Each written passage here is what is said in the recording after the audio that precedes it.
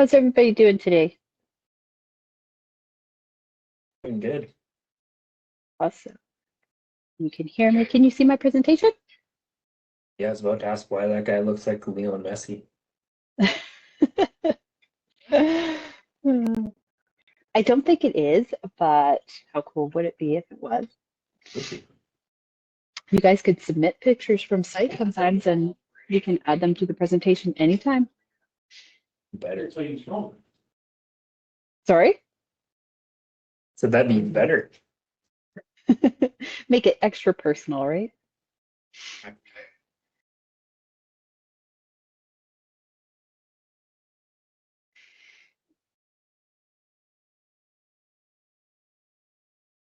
Awesome. So we'll give it another minute or two here in case a couple more people jump on.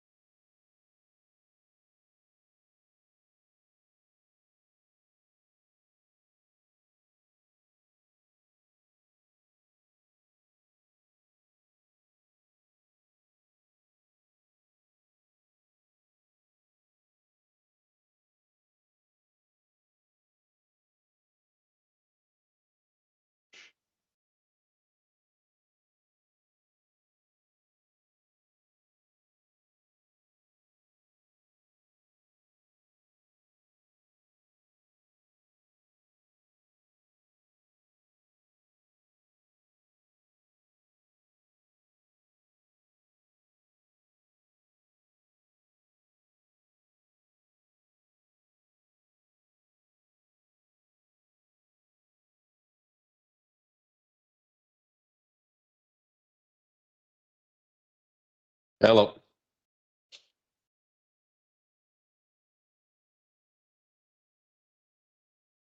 Hey, Lance, was that for us?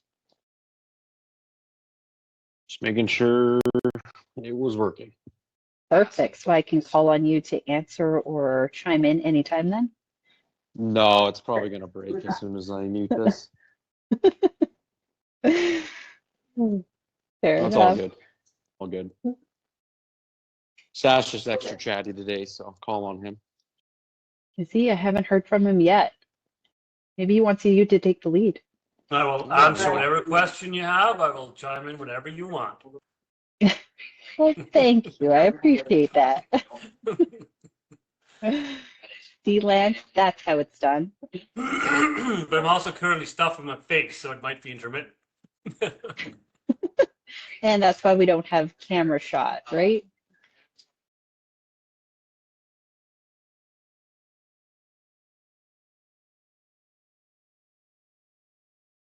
All right, shall we get started then? And as people join, then they can catch the presentation. Yeah, you bet. Fire when ready. Good. All right. So you guys said you could see the presentation. So this is Slido. You're welcome to scan the QR code now for some of the questions at the end, but they will be on the slides with the questions to join in then too. But if you want to have it ready, by all means, scan the QR code and for sure. So move it along. if you had More participation, the better. So our agenda for today is we're going to go through our wins, our job well done, and good catches. Our seasonal topic is lone worker safety, so it's always a good reminder and refresher at this time of year. Field discussion and issues that have been brought forward, and then incident reviews, which I don't think there's any incidents to review this time, so that's awesome. Wins and good catches. So we have a message from management or our leadership team. We want to thank the team for your outstanding commitment to active hazard management on site by keeping your eyes open, looking out for your coworkers, and addressing risks immediately as they arise. You have done an incredible job keeping our incident rates low. Safety only works when everybody is actively engaged, and your daily dedication is the direct reason everyone on this site goes home safe at the end of every shift. Keep up the great work. Let's keep this positive momentum going. Please continue to submit your daily hazard assessments, your safety forms consistently. Capturing these details is how we stay ahead of risks and ensure everyone Let's finish this season strong and injury-free. And that goes for every season, and your hazard ID cards, near miss reports, all of that stuff. As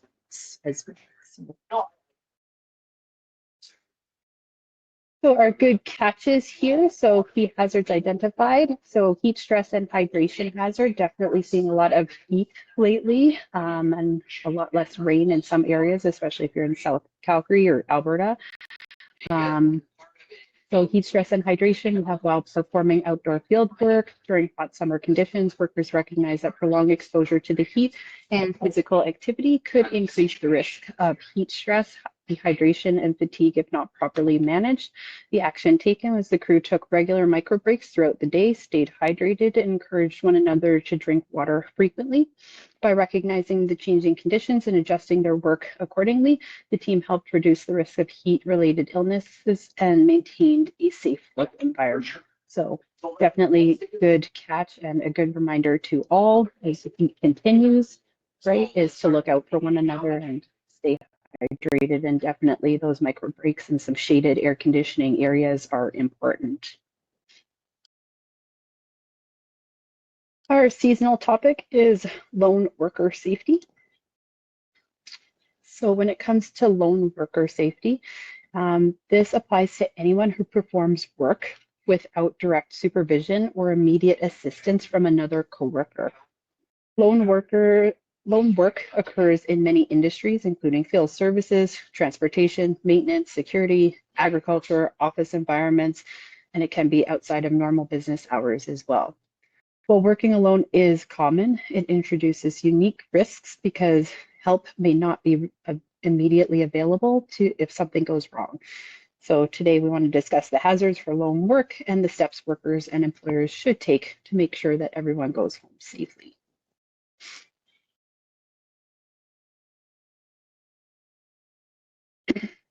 So first things first, what is a lone worker? Many people assume that a lone worker only operates in remote locations, but lone work can also occur anywhere. A worker conducting a site inspection, making deliveries, visiting clients, or even working late in an office may all be considered lone workers. The important factor is whether assistance can be provided quickly in the event of an emergency, and if immediate help is not available, additional precautions may be required. So we have some examples there of working in remote locations, working after hours or even on weekends, traveling between work sites, performing inspections alone, working in an office where there's no one else present, conducting field work in isolated areas. Common hazards for lone workers. Lone workers face many of the same hazards as our regular workers, but the consequences can be much greater because no one may be there to witness it, an incident, or provide immediate first aid. A simple fall that might normally result in minor injuries could become life-threatening if a worker is unable to call for help. Similarly, vehicle breakdowns, weather events, or even medical emergencies become more serious when workers are isolated or working alone. And recognizing these risks is the first step towards managing them effectively. And we even have workplace violence and harassment or fatigue and mental stress, right? Equipment malfunctions, things like that, that can also impact workers that we have to keep in mind if somebody is working alone. Communication is your lifeline. So communication is one of the most important controls when it comes to lone worker safety. Check-in systems allow supervisors or designated contacts to confirm a worker's safety throughout the day. Workers should understand how often they're expected to check in, whether that's 2 hours or 4 hours, depending on the job site, the industry, the company that you work for. There are minimum requirements under legislation, so we need to make sure that we're meeting the minimum requirements or we're exceeding them. It could be every hour or something like that, depending on the task that's being completed as well. Workers should understand what that expectation is, as well as who they need to report to and what actions will be taken if communication is lost. If the check-in isn't followed or they're unreachable, then there should be a process in place of what do we do next. Reliable communication devices and clear procedures help ensure assistance can be dispatched quickly if needed. So if we do need radios or walkie-talkies or we need satellite phones, things like that to have in place depending on the work area, right? So we need to make sure that we consider all of that and that workers understand what they need to have on them. Planning for emergencies. So emergency planning should occur before the work begins, not once the workers get to a remote location and it's harder to make a plan or realize like, oh, our cell phones don't work out here and we didn't bring the right equipment, right? So before they go out to a job site is making sure that they know what the plan is, they understand the hazards with the task and the location and even the environment in which they're working in. Knowing how emergency responders will locate them makes a significant difference, especially for remote or isolated areas. And when working in an urban setting or a remote location, workers should have a clear plan for obtaining assistance and communicating their location.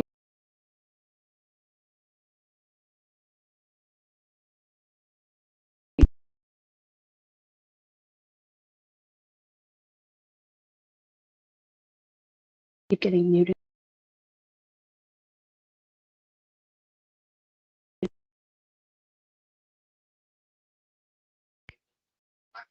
All right. Personal responsibility for lone workers. So every worker has a responsibility to actively participate in the lone worker program. Procedures only work when they are followed consistently. If conditions change, communication equipment fails, or new hazards arise, workers should take appropriate action and notify their supervisor. Situational awareness is critical because lone workers often need to recognize and respond to hazards independently.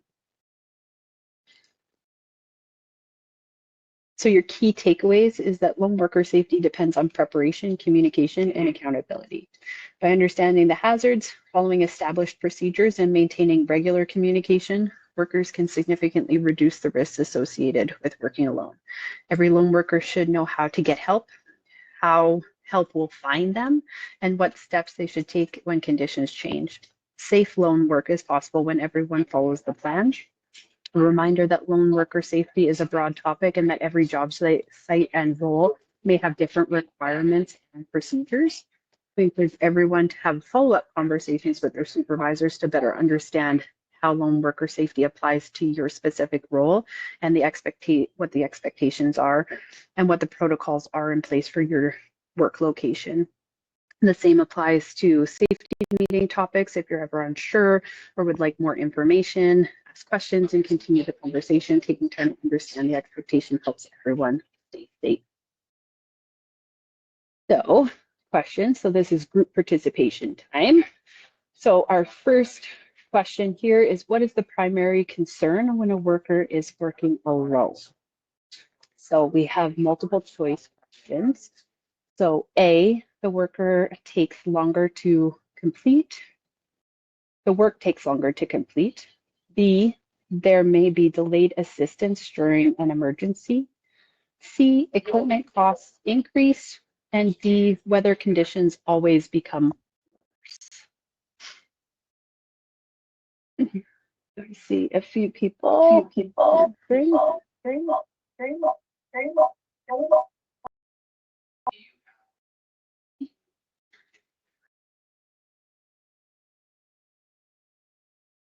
Okay, let's see. So everybody said B so far. So there may be delayed assistance during an emergency. So awesome. That is the correct answer. Next question, which of the following is one of the most important controls for lone worker safety? A, working faster. B, carrying more tools. C, following established communication and check-in procedures. And D, avoiding all outdoor work. I'm sure some people would like D, to avoid all outdoor work, maybe. Let's see what the poll says. All right, C, follow established communication and check-in procedures. Awesome. You guys were clearly paying attention. And last question here. So think about a task you perform that could be considered lone work. what hazards could arise, and what controls could be put in place to ensure help would be available if needed. Here are a couple people typing. Whether you work in an office, you work in the field, maybe you work in a piece of equipment somewhere, and maybe you're the only one in that area at the time. What are some hazards and what kind of controls do you typically put in place or should have in place? So, and just out of curiosity,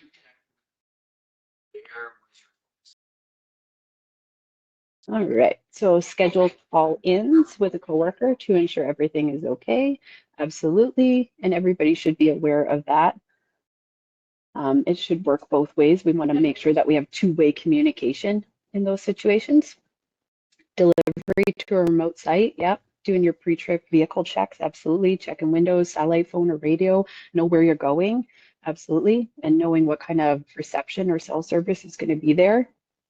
Driving to a remote site, establish route to site, yep. And that shouldn't just be on you, like your supervisor should also know which route you're taking. Check in with contact as you proceed and share location if possible. Absolutely, if you can share your location or drop a pin, things like that can make a difference as well.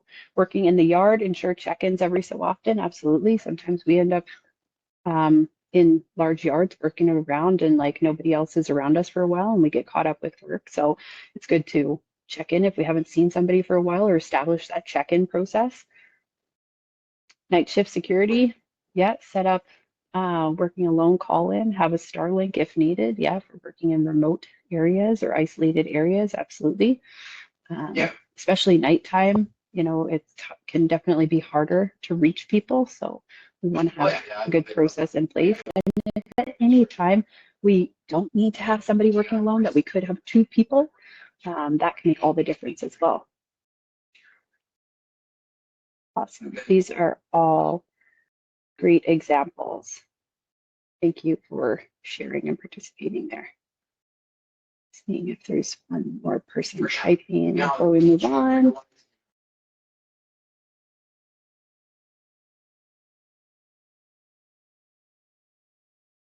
And, all right, I will move on here. So does anybody have anything to add on working alone before we move off of that topic? Just put it out to you guys in case. Sasha, Lance, Ryan, you guys are chatty. You guys have anything to add?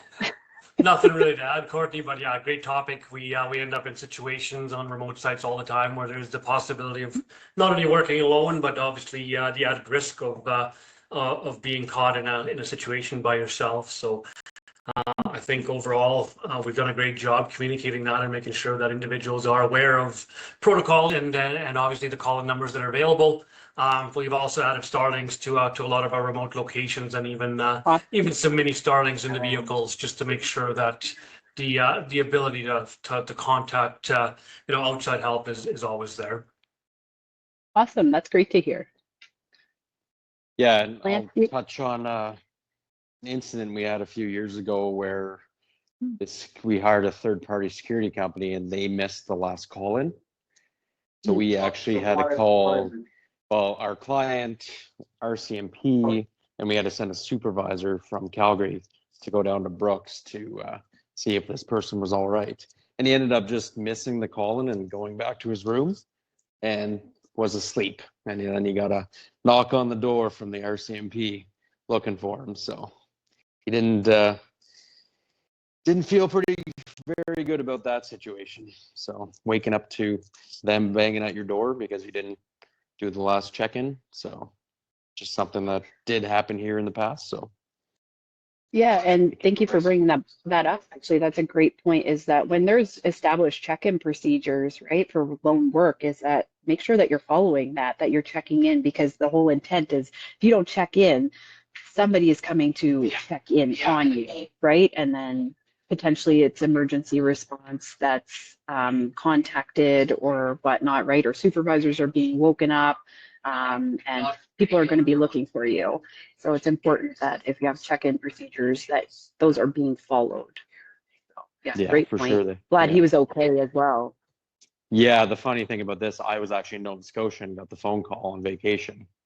So I had just got a bit of a Oh, my scramble goodness. out to get somebody to go see if this guy was all right, you know. So it's very important to follow the process. Fair enough. Especially, yeah, when you're that far away, it's even further away for help, right? So sometimes we need to make sure that other people are delegated to that when we're away too. So, but great point to bring up. All right, moving on to topic number 1. So we have tick management. Good reminder for the summertime, and depending on our work locations, this could definitely be a hazard for us. So ticks are highly active in July and attach themselves to passing hosts by clinging to boots and clothing. Because they are tiny and their bites are usually painless, they can easily go unnoticed for hours while burrowing into the skin. If left unchecked, tick bites can lead to severe infections, painful skin irritation, and other tick-borne illnesses. So our control measures is dress defensively, so wearing light-colored long-sleeve clothing to spot crawling ticks easily, and tucking pants directly into our socks or boots to block skin access. Apply repellent, so spray and approved insect repellent on exposed skin and clothing before entering vegetated areas, and perform daily checks. So conduct a thorough body and clothing check at the end of every shift, sometimes maybe even at lunchtime, break time, thing like that.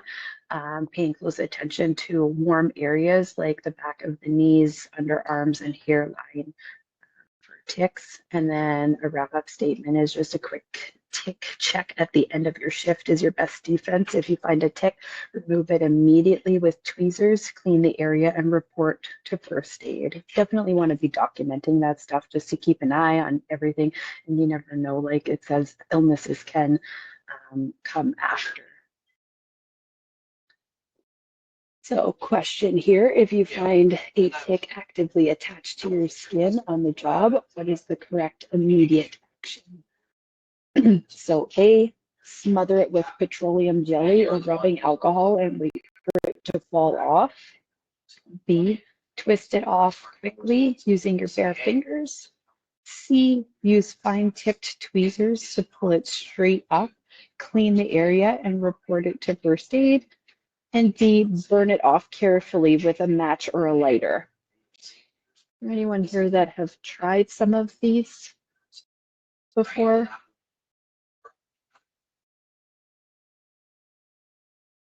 Nobody wants to admit to it. Okay, so responses are in. Everybody is on the same page with using fine tip tweezers to pull it straight up, clean the area, and report it to first aid. So thank you. I appreciate that response. I wouldn't recommend any of the others that are on that list. And another question here is, which tick prevention practice do you find the most challenging to do consistently during a hot summer shift?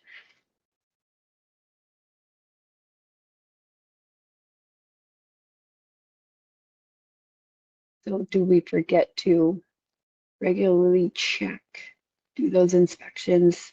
Do we recognize the areas that we could be exposed to, maybe like on our hazard assessments and working in those high vegetation areas? Do we mention it to the crew? Do we have those conversations? Check ourselves, check each other. So we have a couple different responses here. So remembering to apply, oh, trying to read them, but they keep shifting. Wearing long sleeves in the July heat, remembering to apply and reapply insect repellent, knowing what to look for, identifying ticks versus other bugs, tucking pants into socks or boots. It can get too hot sometimes. Yeah, I see it. So we are shifting around, but definitely like those are the main things that we want to be practicing and be mindful of. So if we are struggling with some of these, and it's good to keep talking about them, allow ourselves time, right? Incorporate them, like I said, into like our break times, and just, monitoring, making sure people are wearing the right clothing and stuff like that as well. All right, thank you for answering that. And topic number 2, so summer dust and silica control. So during July with the hot weather, especially right now, and baking sun quickly turns soil, gravel, and concrete into airborne hazards across the job site. Common summer tasks like cutting masonry, sweeping, and operating heavy machinery on paved roads generate massive clouds of respirable crystalline silica dust. This is invisible fine dust can easily bypass the body's natural defense to damage lungs over time, while the heavy dust clouds severely reduce visibility for equipment operators and ground workers alike. So our control measures is active water suppression, so spring down haul roads or any of our work roads, right? Like they're dusty and not paved. So dry soil and material stockpiles regularly with a water truck or hoses keeps the dust suppression down. Utilize tool attachments. So ensure all concrete saws, grinders, and drills are equipped with integrated wet cutting systems or high efficiency vacuum dust collectors whenever possible. Wear proper PPE, so respirator protection, right? So using N95s or half masks in those situations, making sure that people are fit tested if they are wearing those masks as well. And that's whenever engineering controls can't be used or fully control the hazard or eliminate it, right? So keeping the dust down helps keep your lungs clean. Always use water suppression as a source to put and putting your mask on before dust starts flying. So our first question here is, when working around concrete cutting on a dry summer day, what is the best first line of defense to control silica dust? So standing upwind so the dust blows away from your face, sweeping up the dry dust immediately after you finish cutting, using integrated wet cutting water systems or vacuum attachments to stop the dust at the source, and wearing a basic dust mask and ignoring wet cutting operations. We have a couple people participating and responding. Let's see what we got so far. So using integrated wet cutting water systems or vacuum attachments to stop the dust at the source. Awesome. So everybody is on the same page with that control. And last question here. What is currently the biggest source of dust on our job site? So think of your current work environments or the ones that you've been on lately with the dusty conditions. Or maybe it's a task that you complete that generates a lot of dust. What does that look like for you guys right now? Graveled site and graveled roads. Yeah, it doesn't take much right now. Dusty gravel roads, truck deliveries, driving. Yep. And being mindful if you're operating those at the equipment or driving on those roads, is probably best to keep your windows rolled up, right, instead of down, so that you're not exposed to it and breathing it in. Sweeping the shop, absolutely. Sweeping generates a lot of dust, and if you don't have good ventilation or like just airflow in general, where it's been like so hot and right now there's not a lot of wind out there, but I mean, wind can blow it around if it's not working in your favor, right? And that sweeping generates a lot of dust for everybody, and then it's just going to build up too. So awesome. Lots of gravel. So yeah, lots of dry conditions. So consider wearing a mask in those situations, or keeping our windows rolled up, that kind of thing as well. And I was right. So no incidents to review this time. So that is all I have for you. We're at 12:29, which is like pretty much on time. So that is awesome. Does anybody have anything they'd like to share before we end this call? Leave it up to Sash and Lance, maybe Ryan. Any words of wisdom? Well, fantastic. There's no incidents to review here. I did want to share one, not even going to call it a near miss. I'm going to call it an inconvenience more than anything. Everybody that's working here at our shop knows that Lot Avenue has been closed here or partially closed down for the last couple of 3 weeks. Again, avoid the area if at all possible. I know they still have the one lane open, but it is very, very dusty. It is very, very congested, and they have the excavators backfilling right now, which means they're actually swinging over top of the fence that's there as a barrier. Again, I know it's not ideal to drive down the gravel road and creating more dust here coming into our shop. But yeah, I talked to them yesterday. They are supposed to be completed here within another week. Just worth mentioning that if you are coming in and out of the boom shop here in Crossfield, either come past the golf course or come in from the north just to avoid that area at all. It's just so congested, and there's so many trucks coming in and out of there trying to backfill that water main break and sewer break that they had in there. So keep that in mind when coming in and out of the shop here, guys. And again, as always, thank you for participating in these meetings. The lunch hour meetings are never ideal. We found that it is the best participation though when guys can call in and clients can join us as well. So again, thank you for that. And obviously we're trying to grow this on a monthly basis to get the information out to everybody on site. So thank you for that, guys.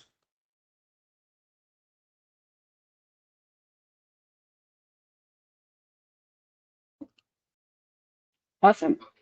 Thank you for that, Sasha. I appreciate it.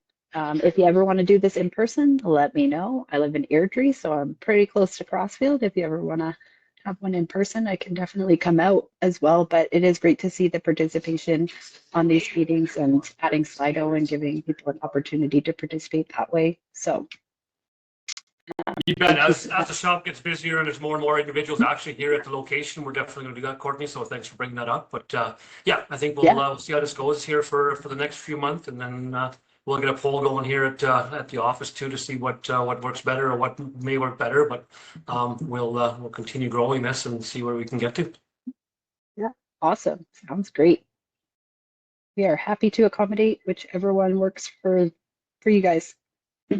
Sounds perfect. Appreciate your time as always, Courtney. No problem. All right. Well, you guys have a good rest of your day/week, and we'll see you next time. Thank you. You as well. Thanks, everyone. Thank you. Yeah.